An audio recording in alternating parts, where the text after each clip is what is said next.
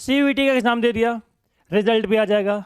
क्या इतना करने मात्र से आपका एडमिशन डीयू या बीएचयू जैसी नामी संस्थानों में हो जाएगा? ऐसा नहीं है मेरे भाई, आपको कुछ प्रोसेसेस को फॉलो करना पड़ता है डीयू या बीएचयू जेएनयू ऐसे संस्थानों में एडमिशन से पहले। आज के वीडियो में बताने वाला हूं कि डीयू में आपका एडमिशन कैसे होगा, क्या उसका प्रोसेस है, सब कुछ आपको ढंग से मैं समझाने वाला हूं। देखो आपके सामने मैंने जो वेबसाइट खोल रखी है डीयू की ऑफिशियल वेबसाइट है, जहां लिखा है यूजी एडमिशंस 2024 के लिए। ठीक है, पहले तो क्या लिखा है, information bulletin for under graduate admission, ये कुछ नहीं आपका काम का है। यहां देखो लिखा हुआ है कि all candidate seeking admission to UG programs of the university of Delhi for academic year 2024, इनके लिए मस्ट है कि आपने सीयूईटी का एग्जाम दिया हो। भाई अगर आपने सीयूईटी एग्जाम नहीं दिया है तो आप भूल जाओ कि आपका एडमिशन डीयू में होने वाला है। अब आपने रिजल्ट आ गया आपका, ठीक है, अब आपने एग्जाम दे दिया, ठीक है, और रिजल्ट भी आ जाएगा आपका। उसके बाद आपको क्या प्रोसेस फॉलो कर रहे हैं वो मैं आपको बताने वाला हूँ। देखो दिल्ली यूनिवर्सिटी जो है आपकी, पिछले साल भी इसने एक प्रोसेस से एडमिशन लिए थे और इस साल भी इसका एक स्पेशल प्रोसेस होता है, जिस प्रोसेस के थ्रू आपको गुजरना पड़ेगा अपने एडमिशन को, अपनी सीट को बुक करने के लिए। क्या है वो प्रोसेस? उस प्रोसेस का नाम है हमारा CSAS। क्या नाम है उसका? CSAS, यानी कॉमन सीट एलोकेशन सिस्टम।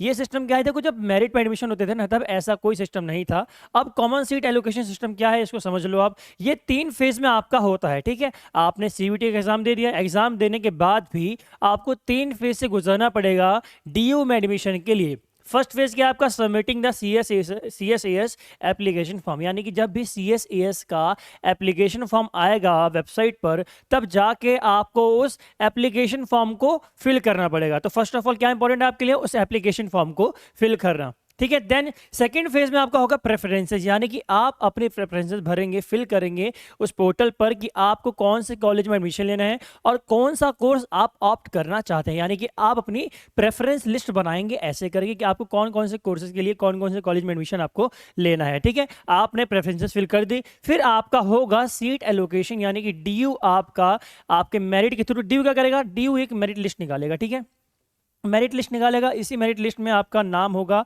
आपका कोर्स होगा कि आपको कोर्स में आपको कौन सा कोर्स मिला है, उसके थ्रू आपका नाम और कोर्स सारा कुछ यहाँ पे मेंशन ये लोग कर देंगे, ठीक है। इतना करने के बाद आपको फिर जो आगे का प्रोसेस होगा वो मैं आपको आगे वीडियोस में बताता रहूँगा, टाइम टू टाइम आपको नोटिफिकेशन देता रहूंगा कि आपके लिए क्या इंपॉर्टेंट है, कौन कौन से फॉर्म्स को आपको फिल करना है, क्योंकि इतना करने मात्र से भी आपका एडमिशन नहीं हो जाएगा, ठीक है।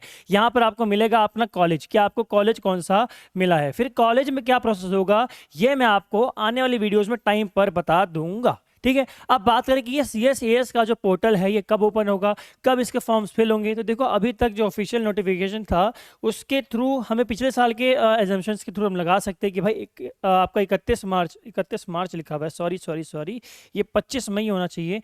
25 मई के आसपास आपका जो DU CSAS पोर्टल है वो आपका ओपन हो जाएगा। कितनी डेट आपकी? 25 मई, यानी कि अभी कौन सी डेट है? आज 20 मई है।